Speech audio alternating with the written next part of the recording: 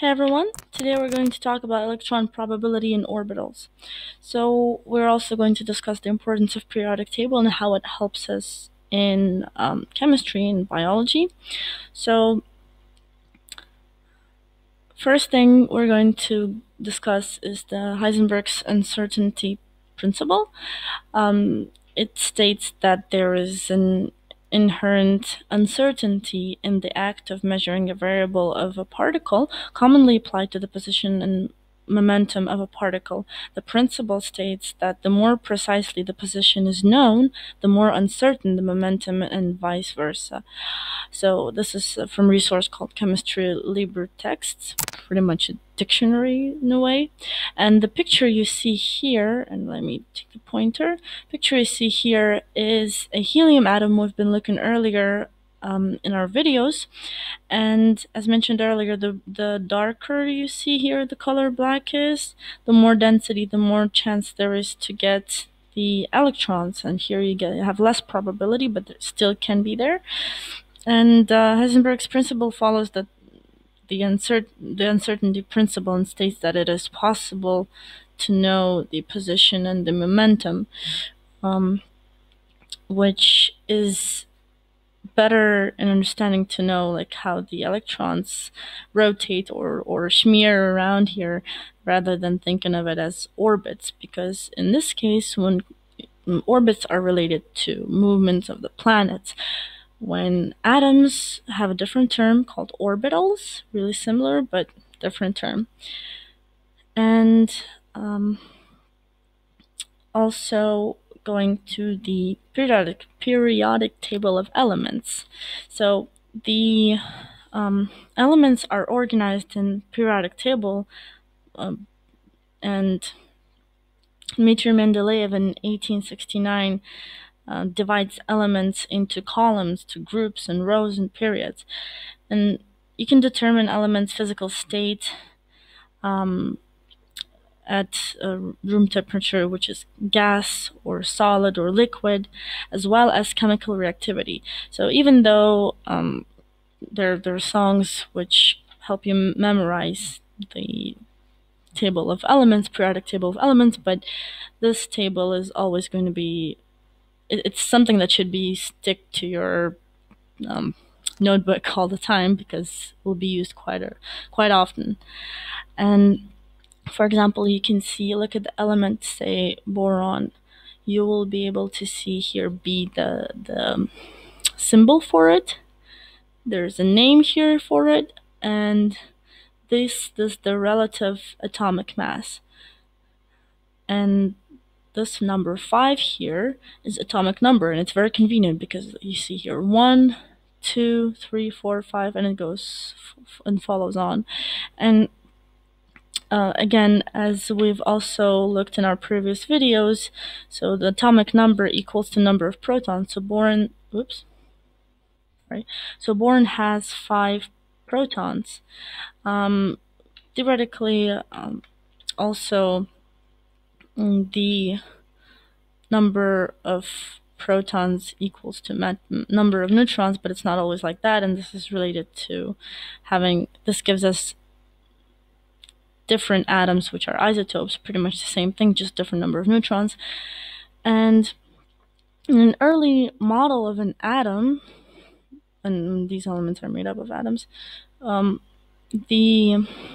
which it was developed in 1913 by Niels Bohr, and it shows that the atom has a center nucleus here and contains protons, neutrons, also electrons in a circular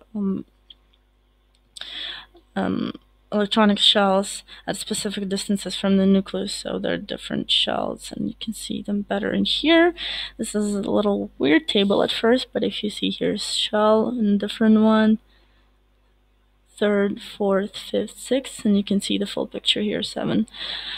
So let's go deeper a little bit into that. So each electron shell here has a certain density and different energy level. So the closer it is to the nucleus, the lower energy it gifts than as it is further from the nucleus. So the further the electron is from the nucleus, the more energy it has, the faster it moves, because it needs to make the movement all around this area. So it needs more energy. Now, each shell is assigned a number, and the symbol is N. And you see the number here is 1, 2, 3, 4, 5, 6, 7, 8. And the symbol is N.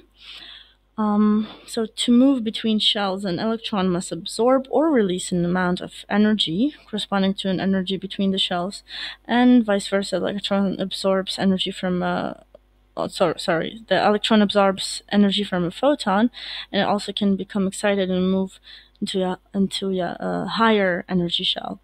And also it can drop back to the lower shell and release heat as the form of energy. So here I put X, Y, and Z because, for example, we have this one shell. It's easy to understand. It's like only the densities around here, and you can find electrons somewhere in here, more or less. But in this case, you see X, Y, and Z. Well, Z, X, and Y. So the electrons can be found either here. Okay, I'm not pressing. Either somewhere here, or there, or in the Y coordinate, and you have pretty much three-dimensional version of finding electron in this area. So let's look how these ends are used in the orbital configurations of elements are used. So you've probably seen this earlier, and when you look at the element again on the periodic table, you see that there's the first shell, which holds only 2 electrons, so 1s2, so helium would be, hydrogen would be 1s2, and then you get other shells here. Let me actually show right in here. This is a chart that you usually use. I remember using it at school. It was easier. So you have 1, 2, so 1s, 2, and this 2 is already used up. Now we get 2s here, 2s chart. 1, 2, these are full. And how do you also fill it up? So you look at the nitrogen, it has 7 as an atomic number. So 1, 2, 3, 4. Now we have 5, 6, 7 left, 3 more. And the order which the we go through is 1, 2, 3. So X, Y, Z, not up and down and then 1 up. So it's in a row. Every box gets filled in a row. And also, important thing to know is that here you have your S, 1s. Here you have your s orbital, sorry. Here you have your p orbital. So nitrogen is, we start from the end, it's 2p3, because you get here your p orbitals, and it's 1, 2, 3, starting from your 1, 2, 3, because helium is actually in the s orbitals, since it has 2 as atomic mass, and it can fit 2 orbitals, 2 electrons in the first orbital only. And here you get 1, 2, 3, so 2p3, 1, 2, 3. Sorry. Now you get to your S, and you know that previously 2s are filled to get to this the p orbital, so fill out these 2, and of course the 1s orbital gets filled. Same principle with oxygen, but here you see, so these 2 are filled, these 2 are filled, 1, 2, 3, 4, because oxygen, you see, goes next after nitrogen, and it will have just 1 more only electron added into the configuration. So the elements, they undertake laws of physics and tend to take lowest energy or the most stable configuration they can. And thus we create different shells, as you see here. So shells are closest to the nucleus. Actually, these are various ways of seeing shells, and shells are closest to the nucleus. The shell that is closest to the nucleus is 1n, and it can hold 2 electrons, and then 2n can hold here somewhere here about 8 electrons, and it goes on and on until it can hold 18. Sorry, third one can hold up to 18, and it goes on and on. And there are different varieties of also these configuration charts. Now, quickly, let's revise. We know that our periodic table is our map. We also know that electron configurations fills up from the low energy state to the higher energy state. And for example, in helium, the configuration 1s2 doesn't fill more than that, since the electrons will repel the overlaying the orbital, but the further you get, the more space you have to fill up these charts.